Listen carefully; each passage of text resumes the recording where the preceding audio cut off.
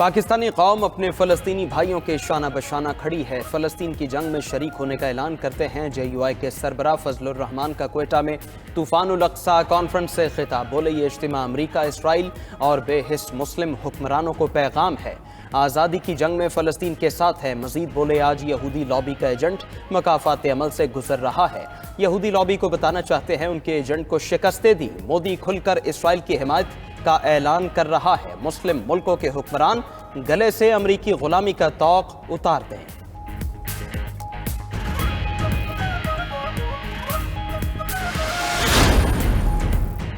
اسلام آباد میں جماعت اسلامی کا غزہ مارچ، بڑی تعداد میں شہریوں کی شرکت، خواتین اور بچے بھی شریک ہوئے۔ مظلوم فلسطینیوں سے اظہار یکجہتی۔ غزہ مارچ میں مجلس وحدت المسلمین کے رہنماؤں کی بھی شرکت۔ امیر جماعت اسلامی سراج الحق نے کہا، دنیا نہتے فلسطینیوں پر اسرائیلی بربریت روکنے میں ناکام ہو گئی۔ امریکہ اسرائیل کی جارحیت کی حمایت کر رہا ہے۔ پاکستانی قوم فلسطینی مجاہدین کی مکمل حمایت کرتی ہے۔ اسرائیل کے مقدس سرزمین چھوڑنے تک تحریک جاری رہے گی۔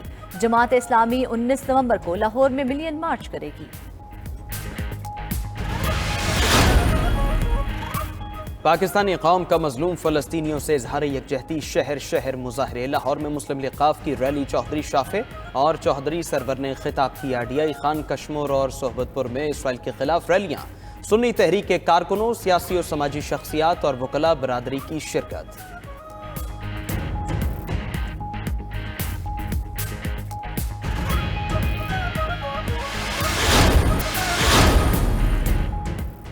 راولپنڈی سے سابق MPA چودھری ساجد محمود نے بھی PTI چھوڑ دی۔ چودھری ساجد کی 9 مئی کے واقعات کی مذمت، کہا 9 مئی کے دلخراش واقعات نے ملک کو ہلا کر رکھ دیا۔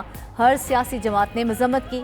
عدلیہ سے اپیل ہے 9 مئی کے کیسز کو جلد نمٹایا جائے، سانحے میں ملوث ملزموں کو کڑی سزا دی جائے۔ چیئرمین PTI کے اینٹی اسٹیبلشمنٹ بیانیے نے ملک کو نقصان پہنچایا، وہ PTI کے ورکر سے معافی مانگتے ہیں۔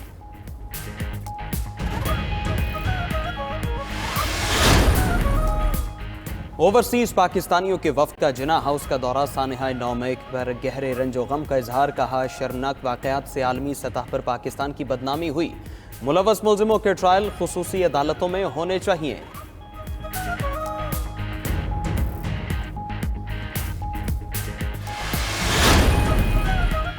MQM پاکستان کا کراچی میں سیاسی طاقت کا مظاہرہ۔ MQM کا اپنے گڑھ لیاقت آباد میں بڑا جلسہ، پنڈال سج گیا، خواتین سمیت ہزاروں کارکن موجود۔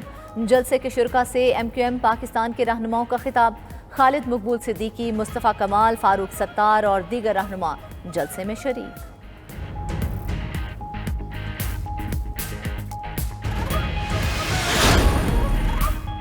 سابق وزیر اعظم میاں نواز شریف کا آئندہ ہفتے باقاعدہ سیاسی میدان میں اترنے کا امکان۔ مسلم لیگ نون کے عقائد کا مانسہرہ میں جلسہ عام سے خطاب متوقع۔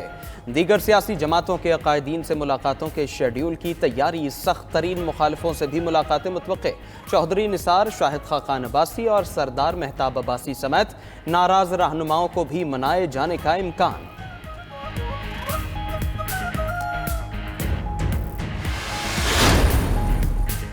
غیر قانونی مقیم غیر ملکیوں کے پاکستان چھوڑنے کی ڈیڈ لائن، صرف 2 دن باقی۔ 1 نومبر کے بعد غیر قانونی مقیم غیر ملکیوں کو پکڑ کر ڈیپورٹ کیا جائے گا۔ غیر قانونی طور پر مقیم افغان شہریوں کی وطن واپسی بھی جاری۔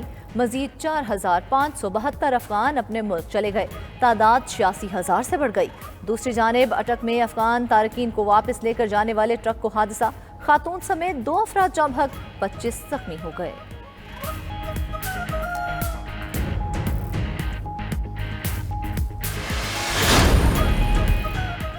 مولانا طارق جمیل کا بیٹا عاصم جمیل گولی لگنے سے جاں بحق۔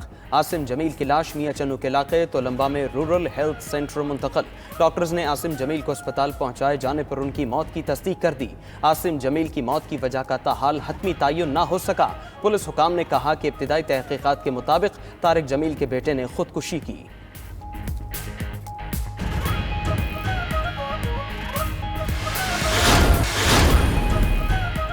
نگران وزیر اعلیٰ پنجاب کا گنگا رام اسپتال کا دورہ، محسن نقوی نے اسپتال کی اپ گریڈیشن کے کام کا جائزہ لیا۔ وزیر اعلیٰ تعمیراتی کام کے دوران بیڈز، آلات، فرنیچر اور دیگر اشیاء باہر پڑی دیکھ کر برہم، اسپتال انتظامیہ کی سرزنش کی، کہا تعمیراتی کام کے دوران اشیاء کی حفاظت کا انتظام نہ کرنا غفلت ہے۔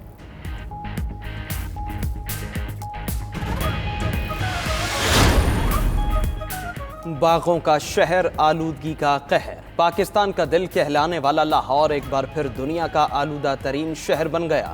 ایئر کوالٹی انڈیکس کے مطابق لاہور پہلے، بیجنگ دوسرے اور دہلی تیسرے نمبر پر موجود۔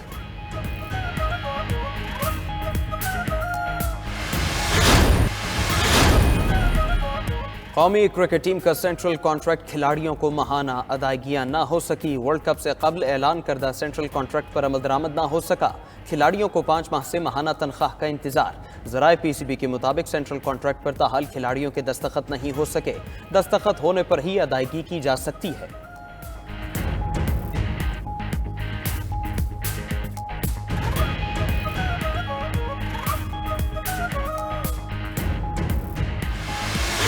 کرکٹ ورلڈ کپ میں دفاعی چیمپئن انگلینڈ کو ایک اور شکست، بھارت نے بھی ہرا دیا۔ بھارت کے 230 رنز کے ہدف کے تعاقب میں انگلینڈ کی ٹیم صرف 129 رنز پر ہی ڈھیر۔ لیونگ سٹون نے 27، ڈیوڈ ملان اور ڈیوڈ ولی نے 16 رنز بنائے۔ محمد شامی نے 4، جسپریت بمراہ نے 3 کھلاڑیوں کو آؤٹ کیا۔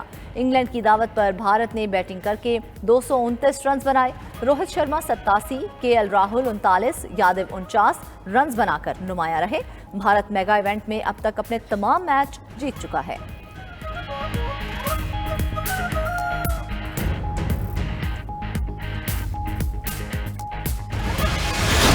جمنیزیم ہال میں سجا برڈ شو، 2 سے 2,500 ہزار پرندے ایک چھت تلے موجود تھے۔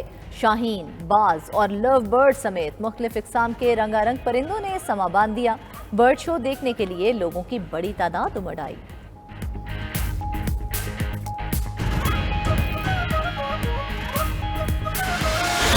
ادھر بلوچستان میں سبیتا ہرنائی ٹرین سروس 8 سال بعد بحال کر دی گئی۔ نگراں وزیر ریلوے نے اس موقع پر ہرنائی کے لیے مال بازار ٹرین چلانے کا اعلان بھی کیا۔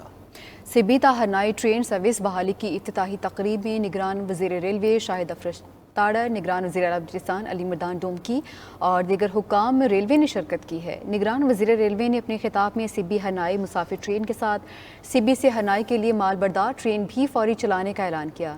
وزیر ریلوے نے 25 دسمبر سے بولان کی میل کی بحالی کا اعلان بھی کیا ہے۔ نگران وزیر اعلیٰ بلوچستان نے ٹرین سروس کی بحالی پر اظہار تشکر کیا۔ انہوں نے کہا کہ موجودہ وفاقی اور صوبائی حکومت کی کوشش ہے کہ بلوچستان کے عوام کو زیادہ سے زیادہ سہولتیں فراہم کریں۔ سبی ہرنائی ٹرین سروس 2006 میں دہشت گردی کے واقعات کے باعث بند ہوئی تھی۔